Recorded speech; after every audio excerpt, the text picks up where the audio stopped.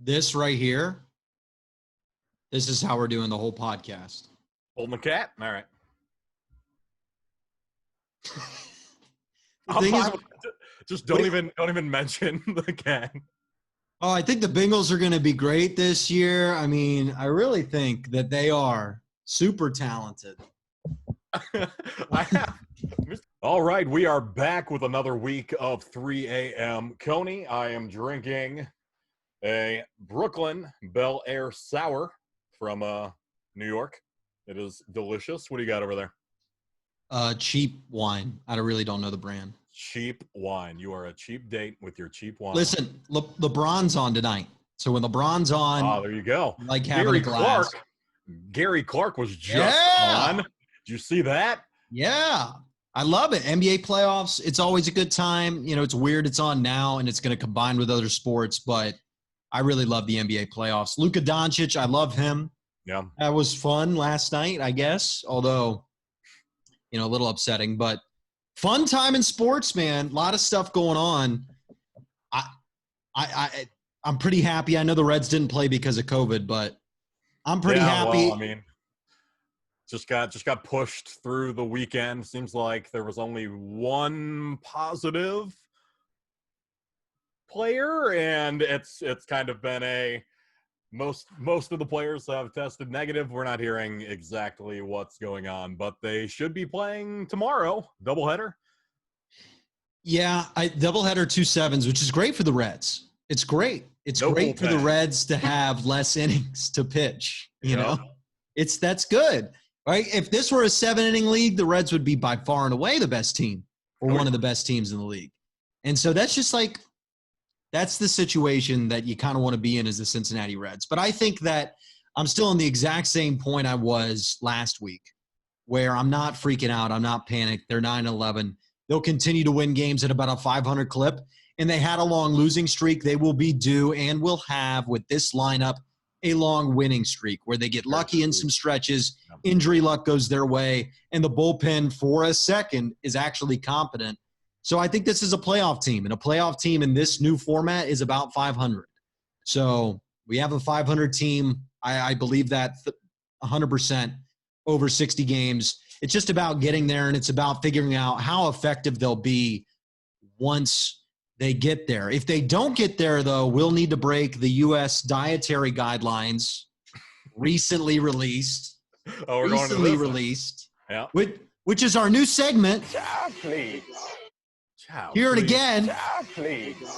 Because the United States government, with their dietary guidelines, say now that men, not women, men should drink one drink a day. One alcoholic drink a day is the dietary limit. For women, it's still 2, which I don't know. I don't know the science behind it. I'm not sure about the body, but like, I'm not sure about the body. One a day? Who's writing this law? What type of sports fan from what city? I got 2 here for a half an hour podcast recording. Well, they come in packs of 6. How are you going to drink one a day? You don't buy beer for a week. You rest on Sunday. Sunday's God's day. You rest there. That's right. You don't drink except wine, blood, and body of Christ. The first thought I had was, listen, if you're saying one drink a day, as any human, doctor, not doctor, whatever, you're not a sports fan unless you live like in Boston. I could get a Boston sports fan, like some 52-year-old that's been riding the coattails of the Patriots for the past 15 years, just sitting back and going, one drink a day is good. You know, 6 Super Bowls, one drink a day. That was a close win. We only won by 20. I'm going to go ahead and, relax myself a little bit. Just one drink. I don't need to worry about it, because you can watch any Super Bowl from the past 15 years. And you got a 50-50 shot of watching your team win. That's a pretty good drink in and of itself. If this were a Cincinnati sports fan running this panel, deciding how many drinks men should have a day, the number would be at like 7 on Sundays. And if the Reds are in the 3rd game of a series or in October, 12 a day, possibly. Yeah. I would say maybe 1 a possession for the Bengals games, and then, one every few innings, and then shotgun your beer when the bullpen comes. Yeah, I think the number one question should be for how many drinks you should have. Can you still read the scoreboard? If that is true, maybe a water and another drink, and you should keep watching. Because if the Bengals end up on the wrong side of things or the Reds, I mean, what else are we to do? Are we to visit our great, beautiful skyscraper? Are we to swim in our clean, pristine river? What are we to do? No, we are here. We exist on this planet to watch these Cincinnati sports teams almost win everything by about 3 games. They always fall about 3 games short or 3 series short. And to me, that requires more than 1 drink a day. So I say to you, to the U.S. dietary guidelines. Child, please, again. Child, please, again. That's right. That's right. That's right. That was not and could not have been reviewed by any Cincinnati sports fan. That would have been immediately thrown out. Immediately. One a what? One a what? One an inning? Did you guys mean to spell inning here? This is day. One? Little asterisks here for Can I unless save you are them? a fan of Cincinnati sports, then Is it like old school minutes, the month to month that rolled over? Like, will it roll over? Well, if I okay, no Monday, no Tuesday, no Wednesday. Now I've got 4 for Thursday night. Like, how does that work? I'm not sure. It's quite confusing. Have to roll over. There's no way. 2 for but women, this could, though. That's got to be. They can at least possibly get drunk if those can roll over. Man. Oh man. Well, we wanted to start with fun today, Matt, because, there's not much to talk about. We can get excited about Joe Burrow, but I'm going to tell you the same things that we heard last week with training camp and the like. And, I have the same opinion on Joe Burrow. And every article that's being released is hitting Joe Burrow right on the head. I've got Sam Hubbard on a quote saying the offense is rolling on all cylinders. Does that mean the offense is as good as it's going to be? No. Does that mean everybody is perfect? No. What that means is, read between those lines, that means the playbook is rolling on all cylinders. Yeah. They're running the whole thing right now. I promise you that, Bengals fans. They're not easing Burrow in. Burrow is probably ahead of everybody else. That's what we got from the Zoom call. They're like, Joe, you're on page 200. We're still on 50. Come on, come back. Yeah, well, because he was on page 200 probably 3 days after he got drafted because he's that smart. He's that smart. We got another great quote this week, Matt, of a classmate of his. Now, I've heard a million of these quotes talking about how humble and smart and engaged he was during class, how he would talk to somebody who didn't play a single sport at Athens like he was their friend. And when I said that this guy was a special leader, a special character, a special type of person, a special learner, I said that not because I was wishing the best for the number 1 pick of the Bengals. I said that last year in September because people that know him have told me, people that I trust and would trust with my life. They told me he is like this. This is exactly what he is. It's what he's been reported. The problem was, Matt, and the reason why it's not nearly been as hyped is because the day that number 1 pick was awarded to the Cincinnati Bengals, every national media member wrapped it up, said they're drafting Burrow. We don't need to take a second look. We'll form our opinions from 400 miles away. That's exactly what's happening with Joe Burrow and every person that has a national media platform. They're going to form their opinion from 400 miles away.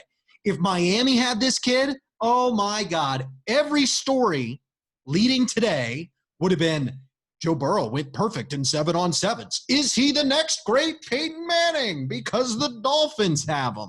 Yeah. I'm really tired of it. The Bengals, you know what? We need it, though. We need a chip on our shoulder team.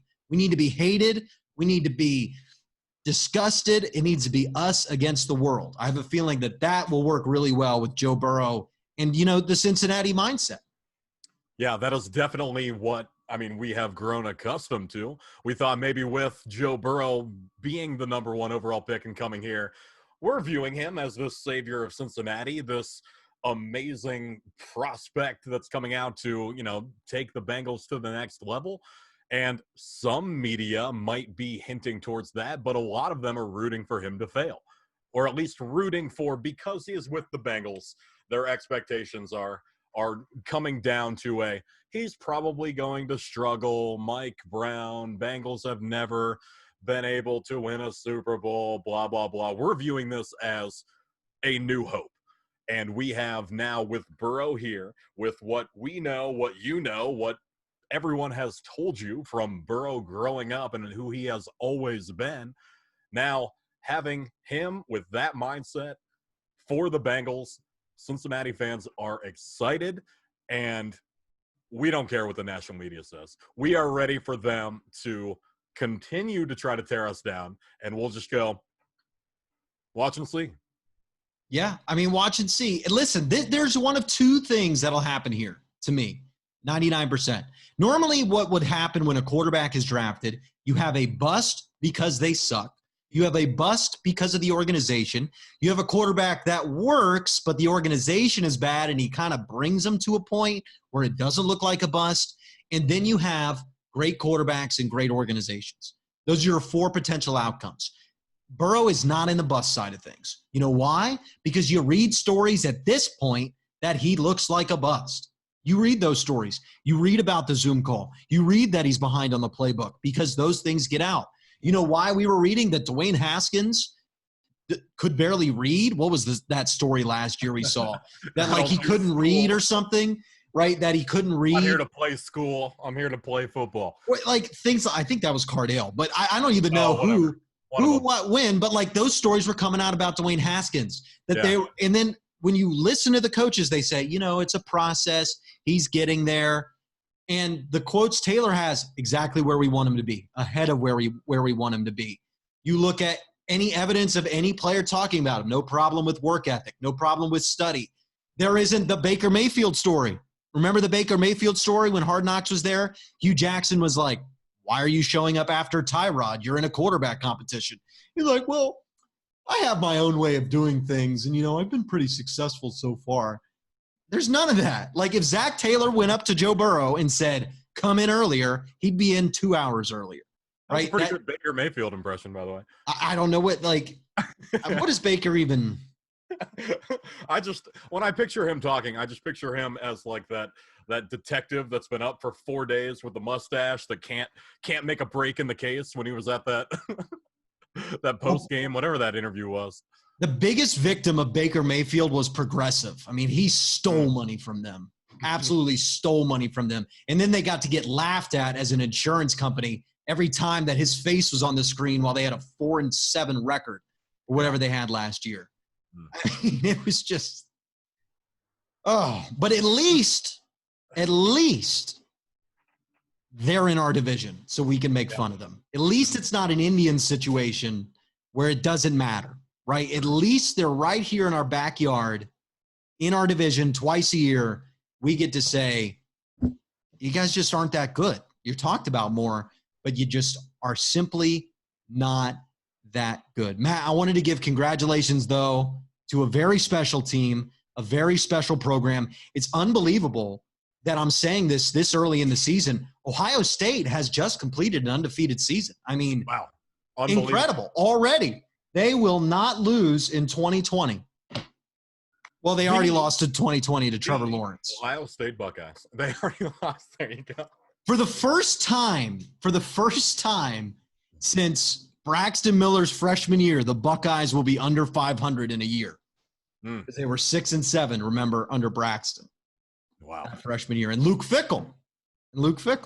There you go. That's now paid off for Cincinnati. Luke Fickell. Yeah, I am excited for Bearcats football too. Yeah, best college football team in the state of Ohio this year. There you go. You got. DeWine said that Ohio high school football teams can play, but not the Buckeyes. They can't do it. But Bearcats. I mean, Bearcats again. They were in what was it? The power rankings. They were listed 5th or 6th for this year, and that's another one of those really.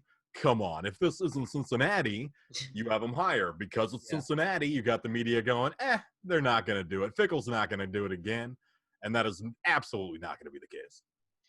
Well, I like the Bearcats. I like what they've done as a program. I think that for the position they're in as a program, I think every Bearcat fan should be extremely satisfied with what the football program has done.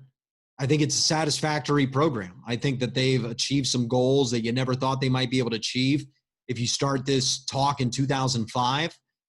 Basketball team's a different story. We know that. But yeah, I don't like Ohio State really that much. As soon as I went to Ohio University, Matt, I ditched them. I ditched them because I was at Ohio University. I just didn't feel like also cheering for Ohio State. And, the guys that would leave at halftime of our game, they'd leave halftime of OU versus Miami, and they'd go watch Ohio State play an out-of-conference game. It's just I never got that, so I ditched them.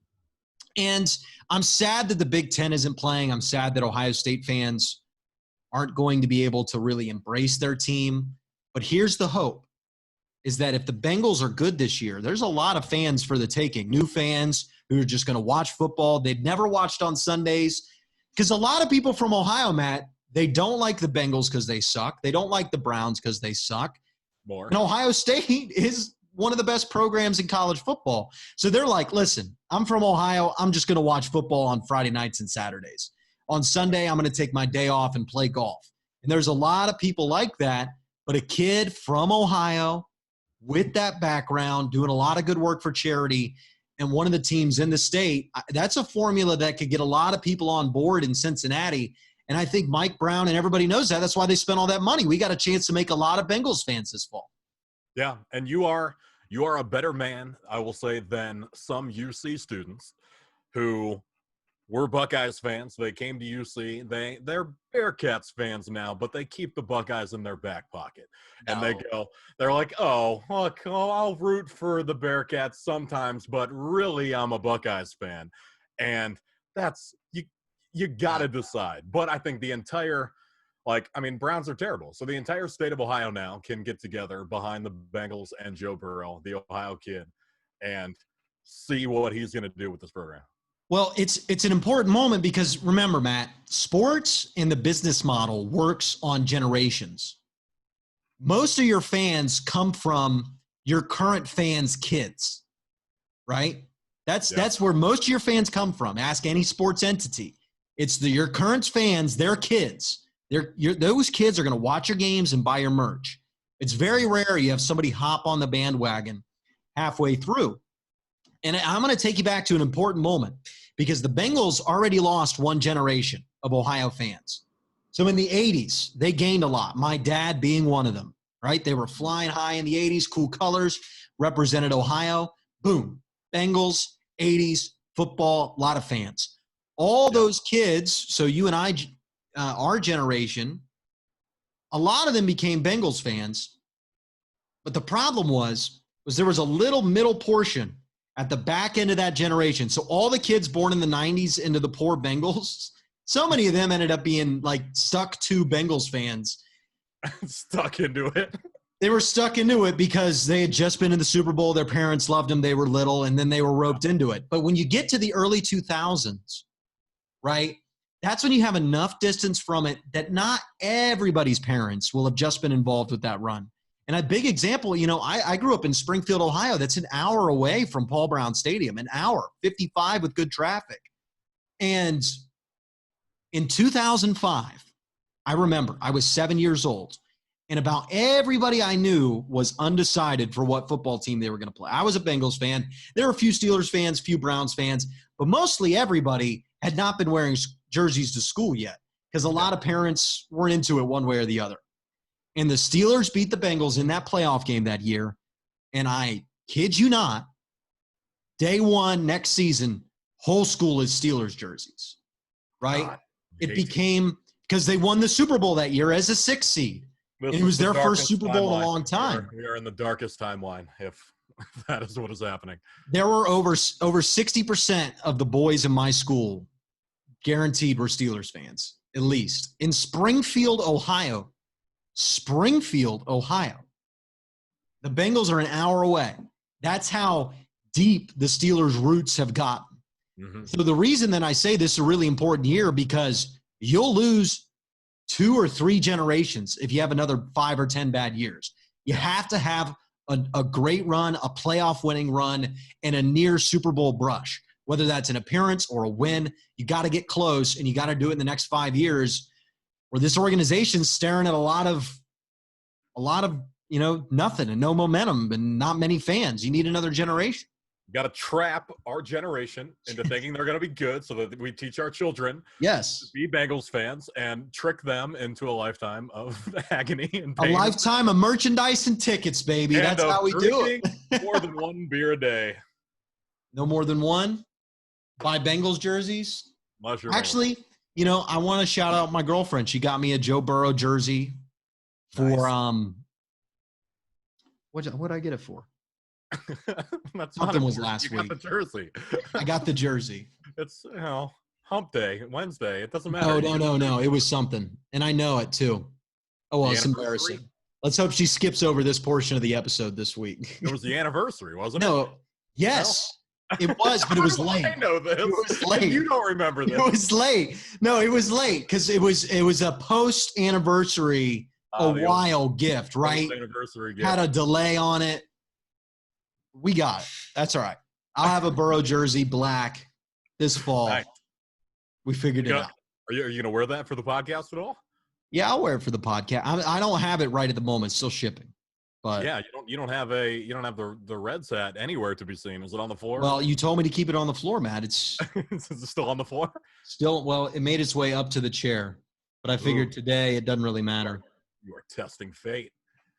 Although when I took it down from the Swiffer, Matt, they all got COVID. So, well, I think one got COVID. I haven't even really. One did. I don't. If not a Swiffer, you got to figure out something else to put it on. You're just gonna have to change it up every week until something works. Well, I mean, I've got plans here. Once we figure out, the layout and the wall, I'm gonna put Bengals blanket back here for nice. Bengals season. We're gonna be decked out. I mean, we're gonna be decked out. Also, we need to celebrate, Matt. We are one follower on Twitter away, which I imagine will hit over the next, hopefully, week from 100. And look at that. We're almost up to 250 likes on Facebook. We're pushing 20 subscribers on YouTube, and we just got started. So share, spread, say, hey, this is pretty good podcast, a lot of fun, because we love doing it. And I think that I'm pretty satisfied with how much this has grown so far. I mean, I love doing it. I'm excited about it. And, I think it's something that we should celebrate on the show today. Definitely. I'll drink another beer for that. And we also have just posted the segment with the man, the myth, the legend, Greg Hand, talking about the late 1800s, early 1900s Cincinnati. Absurd things that are happening back then with death and beer and things that no one has ever heard about in terms of Cincinnati. And so just posted that first segment this week. I'm going to do 2 more, keep it going from a week-to-week basis, and then you're going to do a few more interviews where we are rolling full steam ahead here. Yes, full steam ahead, and it'll be fun. One thing I wanted to ask you off the cuff, all right? I'm going to give you a few seconds to brainstorm because of the NBA playoffs on. I figured it'd be a good question. Okay. If the NBA expanded and they said, hey, Cincinnati, pretty passionate about soccer. You're pretty passionate about baseball. And when they're good, you're pretty passionate about football. What do you think of an NBA team in Cincinnati? And we're like, oh, yeah, let's do it. Why not? Let's have it. What name are you giving this team? What name are you giving this Cincinnati NBA team? So I'm going to give you one to start, right? Because there used to be one, the Royals, right? That's right. Yep. My buddy and I, we did a 2K mode. We created a team, and we called them the Queen City Royals. Okay. It's not like the Cincinnati Royals, the Queen City Royals, which different. I think is an interesting one. Although I don't really like Royals because I just think of Kansas City. Right. But Queen City Royals is one. You could steal from the Great Lakes team, the Cincinnati Steam. I think that's a solid name for a little basketball team.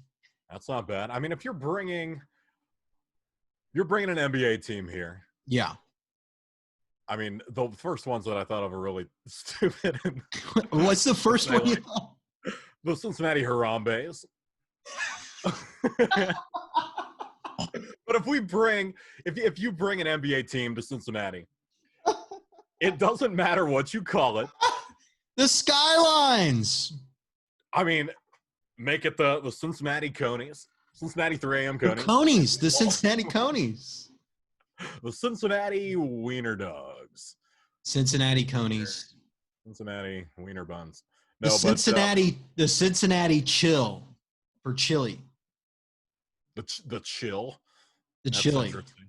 Do you know how when they are coming up with an expansion team, how they released a list of names and like 99% of them, you think, who the hell thought that was a good idea? This is how this happens. This is right here is how this happens. Everyone who drank more than one beer a day just gets online and puts their opinion there. We need to listen to our health experts and follow the guidelines. I mean, that's what I'm telling you. If you can't have more than one a day, that's what they say. Can't have more than one a day. Team name aside, if there were actually to be an NBA team in Cincinnati, I would for sure be all on board with it. Oh, and yeah. Most Cincinnati sports fans would, whether they like basketball or not. And for them, it's probably just, hey, these other teams aren't giving us what we need. Let's bring someone else in. Our odds are now expanded that we have a brand new team in this brand new league that gives us an opportunity to win a playoff game and take Cincinnati to the next level. Well, I don't really want it to happen because that team would go 20-60 in the first 3 seasons. I mean, FC Cincinnati gave us that type of hope. Yeah. And now it's like, they played well in the MLS's back turn. They played great. They played great. Yeah, no, not just well. They played great for what they have. Now, the fact that they have to run 5 on the defense in a 5-4-1 or whatever they're doing, that's not a good sign because this team was supposed to be Our defense was park the bus and then hope we get some kind of transition goal. I love it. Through the entire tournament, that was – well, I mean, we're wrapping up here in a second, but that's what happened with Alan Koch, which, by the way, awful firing in hindsight. Awful firing. Because, listen, here's the thing. The team was upset because Koch couldn't handle the chemistry right. But what that team didn't realize is they stunk. Yeah. They stunk. And they didn't know it. Because I remember I was reading stories that the team doesn't really agree with Alan Koch's vision. So in the first game, Alan Koch had a quote, "We played the way the players wanted to play. Like we played a free open style. Now we've learned we can't play like that." He didn't say the players wanted to play it, but he insinuated that. We learned we can't play like that. Remember when they got 6 goals dropped on their head? Because they weren't good. They weren't any good. And what Alan Koch did, he parked the bus. He said, this is how we're going to win games. That team learned day one they weren't very good. But guys were just still unhappy the whole year. Now you fire a manager who's doing a decent job to what? Appease guys who aren't going to be here when you're relevant in the league anyway? It just didn't make any sense to me. It just didn't make any sense to me whatsoever. Now you have a guy who we do not know the name of, who had to replace a guy that said the N-word in a locker room. And now this guy is running the same formation that Koch was running, and this guy's a better roster, and Koch is clearly more qualified. I mean, absolute bungling. I thought this was going to be a better organization, and they just completely screwed it up from day one to now. But they have talent, and they'll have money, and they'll try, and they'll fix it, and there will be a day that they are a really good MLS team. But, I mean, they really botched the start of this whole thing, and they only had 300-something days to do it. So I can get why they botched it, but they really did botch their start in MLS. In true Cincinnati fashion, it is not now. Probably not next year either, but one day will be great, and I have hope that will happen. Before I die, every time I'm asked, when do you think a Cincinnati sports team is going to win a championship? And I say, well, I don't know. And they're like, 10 years? I'm like, nah. 20? Probably not. 30? No. Before you die? Yeah, for sure. On the deathbed, you will be inches away from death, and it'll happen, and you can go, finally. I can go now. I can be at peace. The worst would be to die like in a Super Bowl. They're down 4 and the ball's in the air towards the end zone. And you're just like, no, bring me back. Clear. Bring me back. Like you get up to the pearly gates. You're like, did they win? Like, we don't have sports here. What? Sorry, we don't have any reception all the way up here. Wi-Fi? The Bengals? We don't have Bengals games on up here. You want sports? You got to go to hell, man. This is if you want to watch the Bengals, you got to go to hell. We watch the Steelers up here at the pearly. Oh, you're like, all right, where's the escalator down? I'd be like, I'm out. And check watch the highlights. Like, can I opt out? Is this a program or what is it? They're like, can I come here on weekends or? I like bonfires anyway, so I'll spend my time down there. There you go. There you go. Good stuff today, Matt. A lot of fun. Yeah, another 3 a.m. Coney. Any final thoughts? No, that's about it. I'm hoping that what happened with the Cardinals and some of the other teams is not happening with the Reds. I've been monitoring that and making sure it seems like there hasn't been any more positive, false positives. I'm excited for them to have double headers. And so we can start talking about how good the Reds are and when they will win the whole damn thing again. Yeah, I think they'll be really good in these doubleheaders. So love it. Excited. Cincinnati sports, in all sports, finally flying forward. And right. Life moving forward as well. 3 a.m. Coney, though, no longer moving forward. Bye, guys. We'll see you next week. See you next week.